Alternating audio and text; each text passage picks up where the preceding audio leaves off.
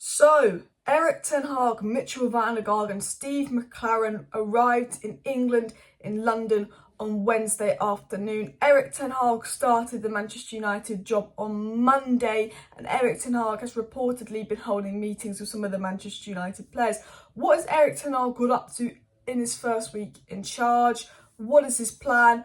10 players to leave. Who's he going to sign, and all of that. We're going to be discussing everything Ten Hag's reportedly been up to this week in his first week in charge of Manchester United.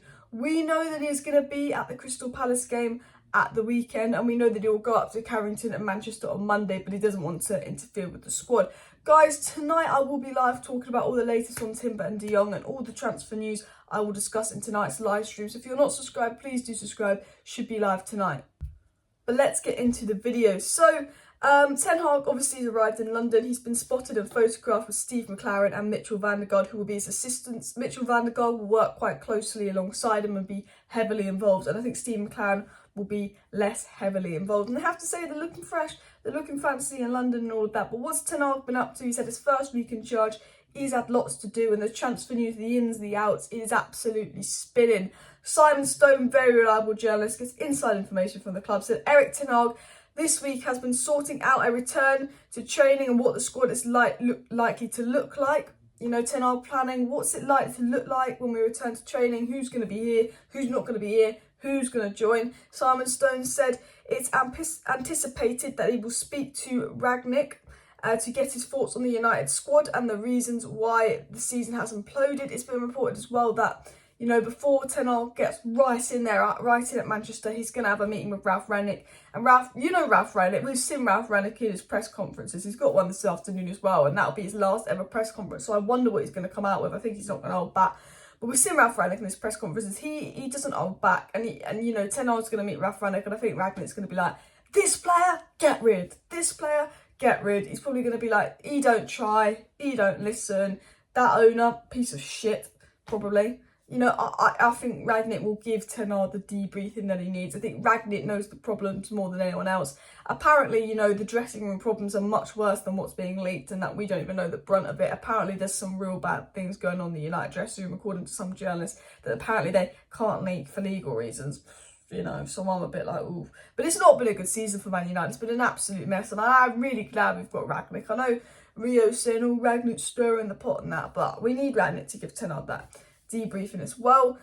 Sky Sports said that recruitment and United's wide-ranging overhaul of operation structures will be discussed this week between Ten Hag and van der Gaag. So that's basically Sky Sports saying that, you know, Ten Hag and van der Gaag are discussing recruitments, plans, the overhaul, all of that, which kind of links into Simon Stone. I think this week is they're making a plan of who's likely to be here, who's not likely to be here, who do you want to buy. Obviously, they've had meetings with Murta. I think it's all about who we're going to get out, who we're going to bring in, and I think that's what they're talking and planning about, and how we're going to return to training, how we're going to ease it in. And then they'll probably have their meeting with RANGNICK as well to get an idea from the inside of what the players are like.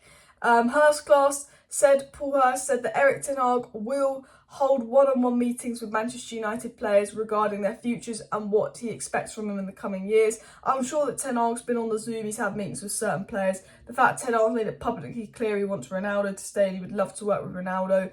You know, only player who's made that publicly clear for. Don't blame him, everyone else has been shit. But I'm assuming Ten Hag's had Zoom interviews. Apparently, he had one with Brandon Williams and Varane and Sancho quite early on.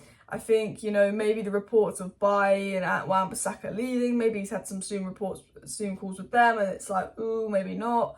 I don't know, but I assume he's already had meetings with players, and especially someone like Ronaldo. There's a report that Ronaldo wants to work under Ten Hag and Ten Hag wants to work for Ronaldo. So we'll have to see, but basically, the Daily Mail came out and said that 10 players are expected to leave Old Trafford this summer as Ten Hag seeks to make a fresh start.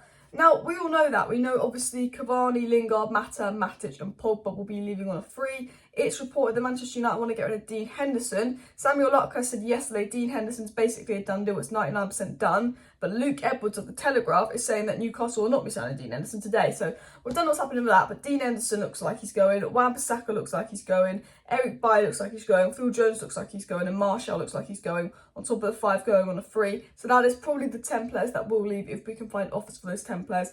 I assume they're the 10 that will be out. Maybe Andres Pereira and Tuanzebe, because they still haven't left the club, will probably go as well. I think Donny will come back and be used. I think Ahmed will come back and be used. I think Timber's a likely transfer. De Jong, if we can persuade him, a striker, obviously, and all of that. But as I said, I think, you know, Ten Hag, Mitchell van der Gaard are just going who we need to sell, who we need to buy. I think the meeting has been on the recruitment strategy, and it's come out by Neil Curtis of The Sun that Erik Ten Hag has been discussing recruitment plans and wants a new striker to complement Cristiano Ronaldo. Staff at Manchester United are convinced Marcus Rashford still has a bright future despite a disappointing season. Look, again, another source saying Ten Hag's been discussing recruitment plans since first week in charge of United. What a surprise. He wants a new striker to complement Ronaldo. I believe that is the case. I'm hearing that Ten Hag wants to sort out that midfield before anything. Midfield's the number one priority. And then once he's sorted out the midfield, I'm hearing that Ten Hag wants to get a centre-back and then the rest of the budget to go on a striker, see how much he has left, because striker's going to be the priciest thing. And if he does have any left over from a striker, get a cheap up-and-coming fullback. I get the impression that that is Ten Hag's plans on top of the 10 players he wants to sell. With Marcus Rashford, at the end of the day, Marcus Rashford's been poor this season. He's probably been one of our worst players in terms of what we expected and what we got from him. I love Rashford, but he's been awful this season. If Ten Hag wanted to sell him, I wouldn't blame him. But I think when you've got so many problems at Manchester United, when the attack is quite thin as it is anyway, with, you know, you've got to think about no Greenwood, no Cavani, no Martial. It's a difficult situation because Rashford's 24. He absolutely carried us for 2 seasons, was brilliant for 2 seasons. I know he's been poor for a year and a half now, but I think for me, Rashford gets one more season, one more chance. And if this time next year Rashford's been poor, he's got to go. But I still believe there's a player in Rashford. He's not a striker, but I believe there's a player in Marcus Rashford. There has to be. And he's lacking confidence. So I don't have an issue with Marcus Rashford staying another season. Like, again, as much as I would sit here and like to say sell them all and just keep Ronaldo, we can't do that. It's not FIFA. At the end of the day, who's the worst of the bad bunch? They're all a bad bunch, but who's the worst? You know, Wan-Bissaka's been poor for 2 seasons.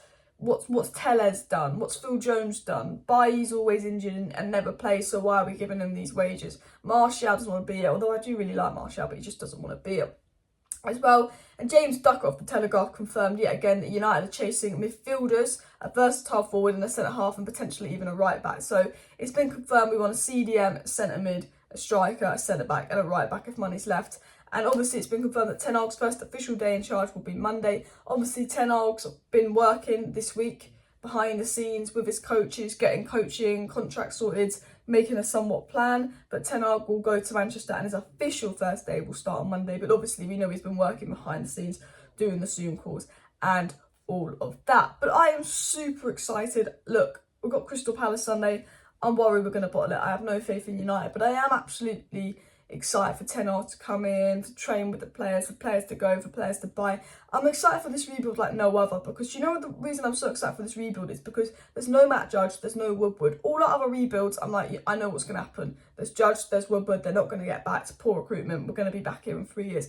I think with no Woodward, no Judge, with Mercer trying to prove himself, with RANGNICK in the fold, hopefully this will be a rebuild where I can be like, boom, this worked. You know what I mean?